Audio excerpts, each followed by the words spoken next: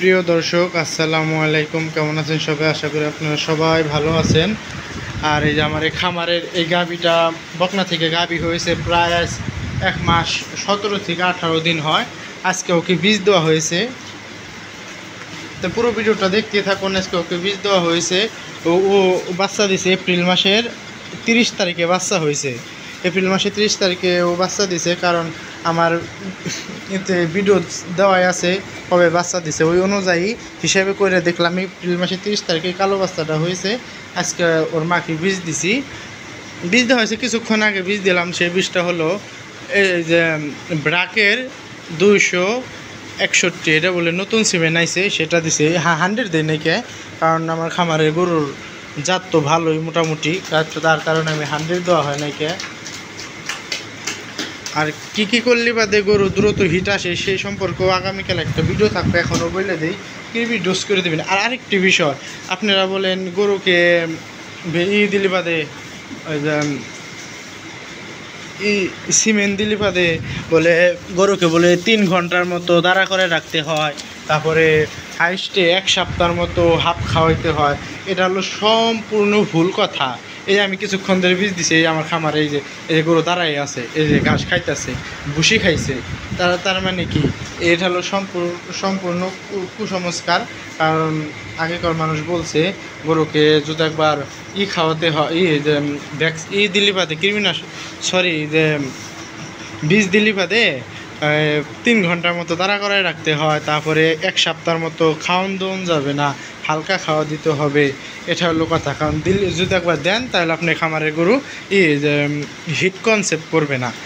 এটা তো সম্পূর্ণ ভুল কথা। আমার যদি হিট কনসেপ্ট যে নাই করতো এরকম করলে বোধ, তাহলে আমার খামারে এতগুলো বাচ্চা কেন বলেন আপনারা? এতগুলো বাচ্চা কেন? তার জন্যে এটা হলো সম্পূর্ণ ভুল কথা। আমি ঠিক মতো খাওয়া দাওয়া, পেট ভরে খাওয়া দাওয়াই করি, তো গাভী কিছুদিনের মধ্যে বাচ্চা দিয়ে দেবে অলরেডি দ্রুত। এটা সম্পূর্ণ ভুল কথা। আপনারা ঠিকঠাক মতো খাওয়াবেন, কোনো সমস্যা নাই। ও যতদূর পারে সেতদূর খাবে, ওর যতটুকু দরকার অতটুকু খাবেই, বুঝছেন? তাছাড়া কিন্তু গরু আপনি কাবু হয়ে যাবে, ক্যালসিয়ামে ঘাটতি পড়বে, দুধ কম হবে, এতক্ষণ খাইতেছে। এটা কোনো সমস্যা নাই। সবাই ভালো থাকবেন, পুরো ভিডিওটা দেখতে থাকুন। ধন্যবাদ সবাইকে।